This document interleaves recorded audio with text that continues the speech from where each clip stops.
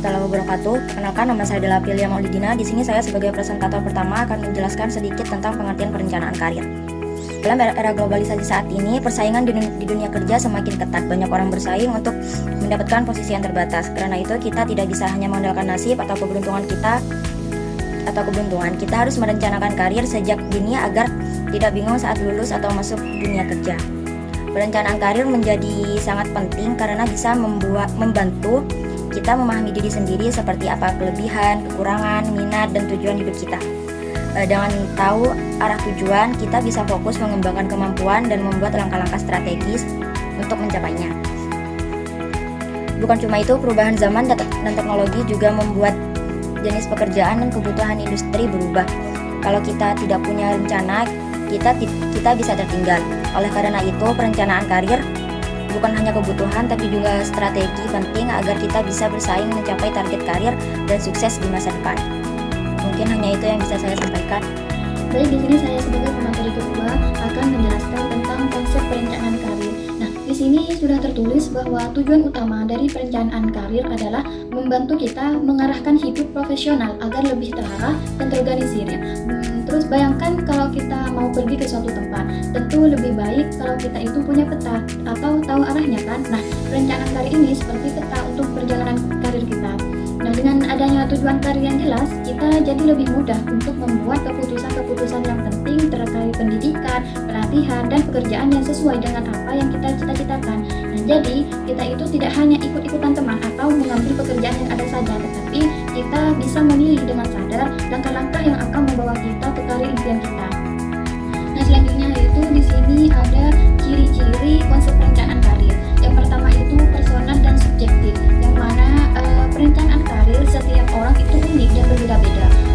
Apa yang baik untuk teman kita belum tentu baik untuk kita kan. Ini sangat bergantung pada minat, bakat, tujuan hidup kita masing-masing. Jadi jangan bandingkan rencana karir kalian dengan orang lain. Terus yang kedua itu proses berkelanjutan. Perencanaan karir bukan hanya dilakukan sekali saja, tapi terus-menerus. Proses ini terus berjalan, jadi kita itu perlu terus mengevaluasi dan menyesuaikan rencana karir kita dari waktu ke waktu. Yang ketiga itu mendorong pengembangan diri. Nah, dengan merencanakan karir, kita itu jadi lebih termotivasi untuk mengembangkan diri. Kita jadi tahu keterampilan dan pengetahuan apa saja yang perlu kita tingkatkan untuk mencapai tujuan karir kita. Nah, bisa berupa mengikuti pelatihan, kursus, atau bahkan mencari pengalaman baru. Terus yang terakhir itu menyesuaikan diri dengan peluang eksternal. Dunia kerja itu dinamis dan terus berubah. Perencanaan karir yang baik juga mempertimbangkan peluang-peluang yang ada di luar diri kita. Kita perlu peka terhadap tren industri, kebutuhan pasar kerja, dan kesempatan-kesempatan yang mungkin muncul. Dengan begitu, kita itu bisa lebih siap dan adaptif dalam menghadapi perubahan. Baik, di sini saya sebagai pemateri ketiga ingin melanjutkan dari pemateri yang kedua, yang dimana saya di sini ingin menjelaskan langkah dalam menyusun perencanaan karir. Yang dimana langkah dalam menyusun perencanaan karir di sini mempunyai beberapa langkah. Yang pertama itu tentukan visi dan misi. Yang dimana visi di sini merupakan sebuah gambaran di masa depan yang ingin Anda capai. Misalnya, visinya sampean itu ingin menjadi dosen ya. Jadi misinya sampean itu harus mempunyai langkah untuk mencapai visi tersebut. Ketika visi Anda ingin menjadi dosen, maka misi yang harus Anda lakukan itu diantaranya harus kuliah dengan benar, atau mengikuti pelatihan, atau membangun sebuah jaringan itu. Yang kedua, kenali diri Anda sendiri. Yang dimana kenali diri Anda sendiri di sini, pahami apa saja kelebihan dan kekurangannya. Jadi untuk mengetahui kelebihan dan kekurangannya diantaranya dengan menanyakan kepada teman-teman Anda apa kekurangan dan kelebihan Anda itu. Itu penting.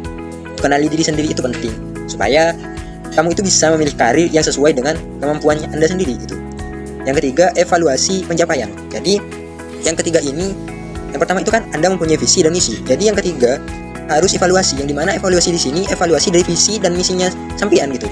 Yang keempat di sini, tingkatkan keterampilan Anda. Karena keterampilan di sini sangat dibutuhkan. Jadi di dalam visi dan misi tersebut, visinya Anda ingin menjadi dosen, maka misinya Anda itu kan harus meningkatkan kualitas, ikut pelatihan. Jadi harus tingkatkan misinya, tingkatkan keterampilannya.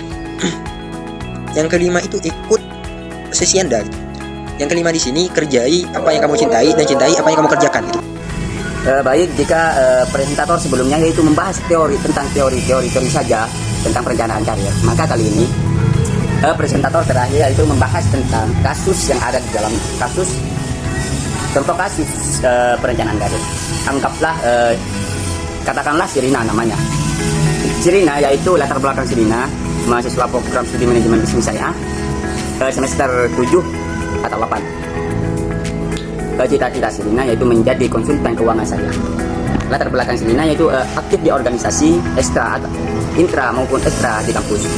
Permasalahannya apa?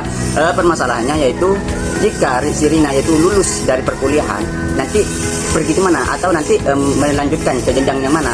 Apakah lanjut ke S2? Apakah menjadi akademisi atau dosen? Yang ketiga, menjadi pendamping UMKM, menjadi konsultan UMKM di keuangan syariah. Sirina harus memahami potensi dirinya. Nah, jika kembali ke pertama, Sirina ingin menjadi, cita-cita Sirina ingin menjadi konsultan keuangan syariah. Akan tetapi Sirina tidak menggeluti di dalamnya.